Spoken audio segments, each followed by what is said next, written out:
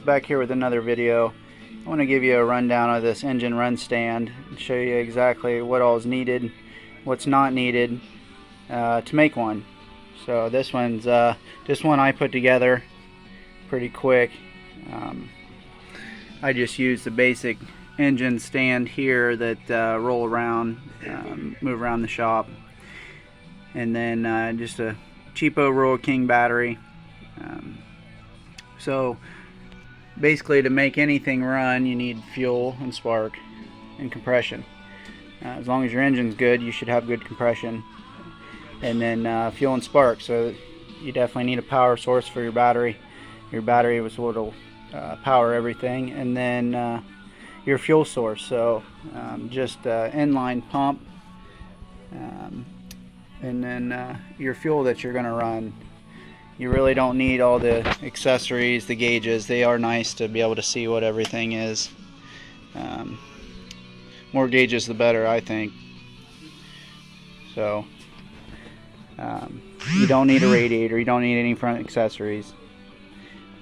You don't even need any antifreeze or water in the block, as long as you're going to not have it running very long.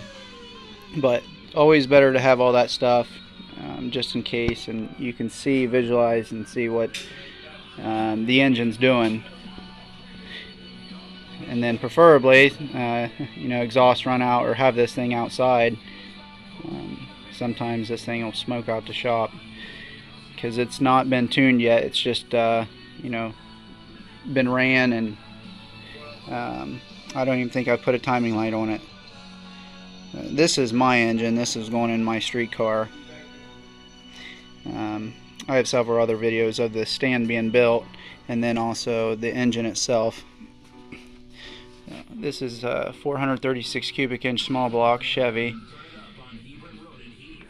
forged rotating assembly, AFR heads, solid roller cam, Pro Systems SV1 1260 CFM carburetor, Super Victor 2 intake,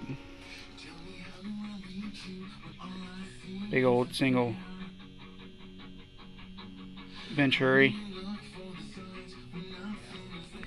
But you don't need a whole lot to make an engine run stand. It's pretty cheap doing it this way. You got the fuel pump, water pump, fans, and just your ignition. It's pretty simple stuff if you know your way around an engine, and maybe a little bit of wiring. But I'm actually going to be taking this thing down to the dyno. I built it all basically out of scrap metal around the shop, just material we had laying around that, again, just scrap pieces. But it's mean. I just like to get it tuned, that way I can get my turbo hat and everything back on there. Blow off valve, it's all together. I actually have that laying here. So, and I'll go on here like so. See if I can get it on here one-handed. Probably not. This is all going to get redone with piping anyway. So yeah, I'm not going to be able to get that on one-handed. I just normally put this on here, that way the dust doesn't get in it. So, it looked good down in my street car. Just changed the valve covers over yesterday. The other ones had took a hit in the cold in here because I painted them, and the cold and paint just didn't mix, and they flaked all off. So I put some new ones on here, and I'm ready to get this thing back in the car. In the car. It's been a long time coming. So if you make one of these stands, like I said, you don't need all the added extras, all these stickers. I mean, that one helps out, 5 horsepower. So I mean, maybe keep 1 or 2 of those around.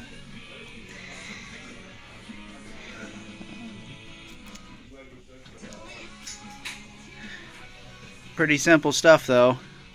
if you got the engine, you got a little bit of time and some ingenuity, you can do this yourself, and you can make it as nice as you want.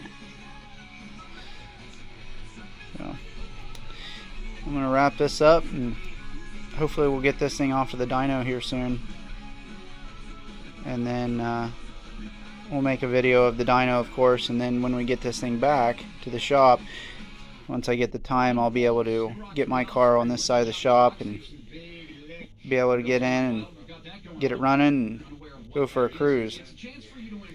Been 2 years since I've got to drive my car. It's a shame. Just sitting in the shop collecting dust. So, alright guys, this is it. We'll see you on the next one.